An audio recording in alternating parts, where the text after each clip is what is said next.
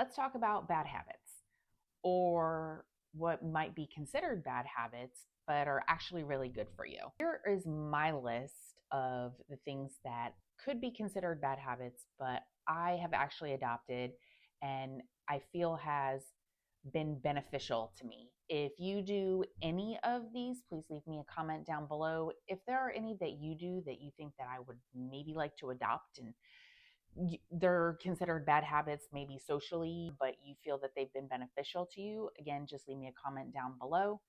And as always, like, subscribe, and share this video to someone that you think it might be beneficial to. The first one is I don't always text back right away.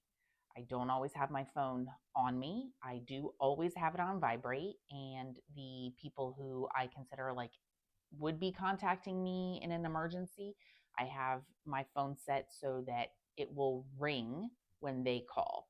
But texting is the majority of the communication that we do now as a society. And the number of times that it has been an actual emergency has been zero for text messages. Phone calls, it's probably been a couple of years since I got a call where the matter was actually urgent, but the majority of the time, all of our communication is not urgent. And so to have someone wait 5, 10, 15 minutes is fine. You're setting the standard and your boundary. What you're currently doing should take precedence over someone who is possibly just texting, reaching out on a non-urgent matter.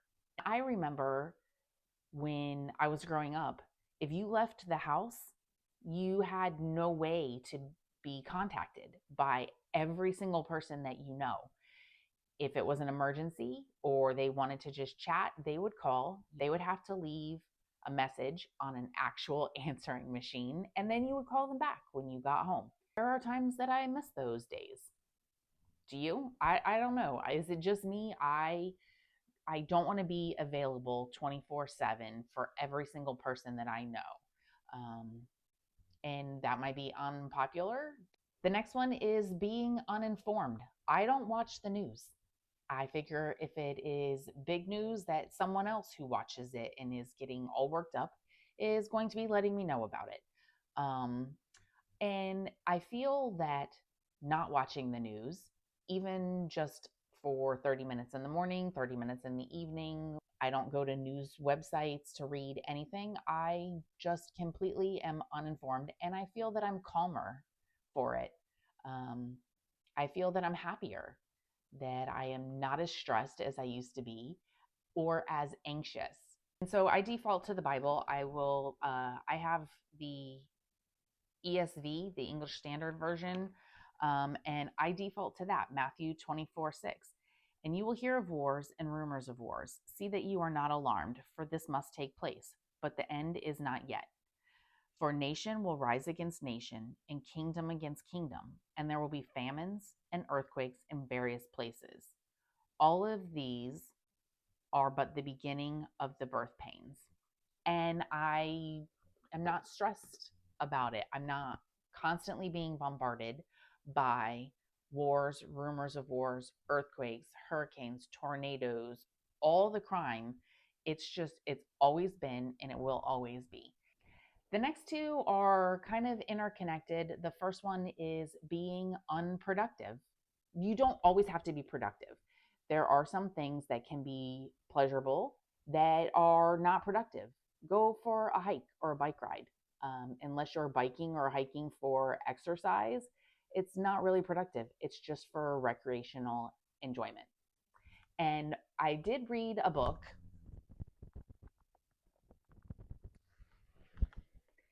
This one, The Lost Art of Doing Nothing, How the Dutch Unwind with Nixa.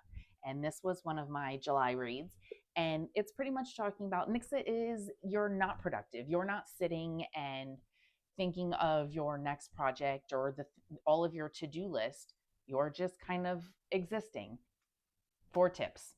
4 tips, like to switch off your smartphone, a couple other things. And then the very last one was save it for a rainy day. And I literally read that little paragraph And then I looked out the window to start doing my first thing of Nixa for like 10 minutes, and it was raining. So perfect timing.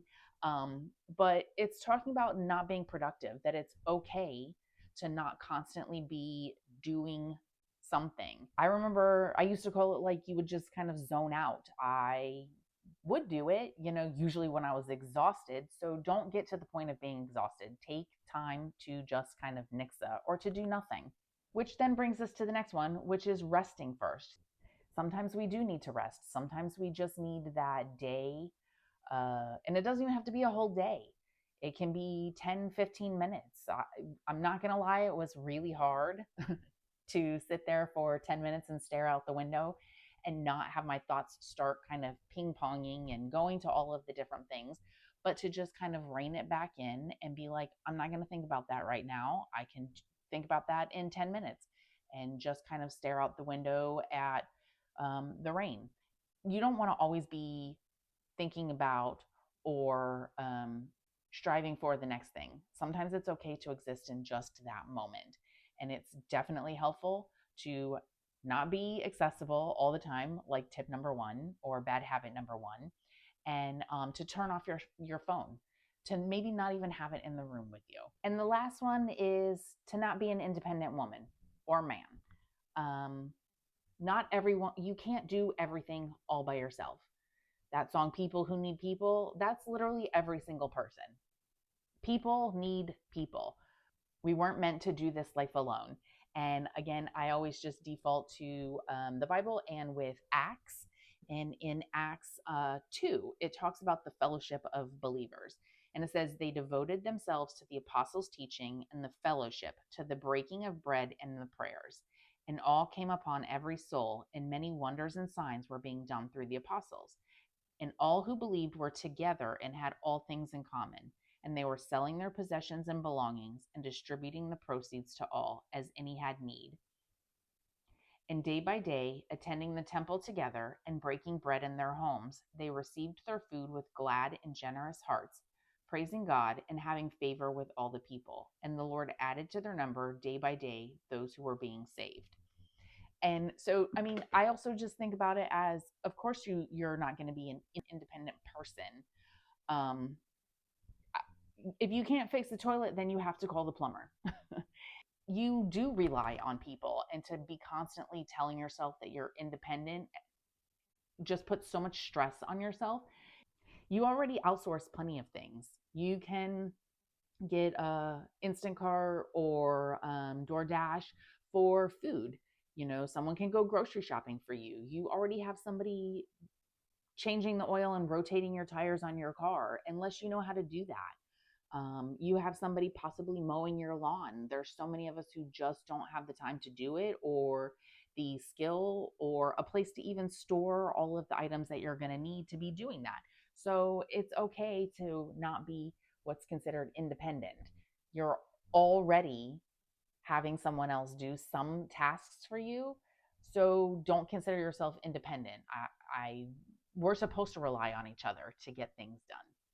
Again, if there's anything that maybe you do that are considered bad habits or socially unacceptable that you feel has been beneficial to you, please leave me a comment down below. And as always, have a great weekend, and I will see you next week.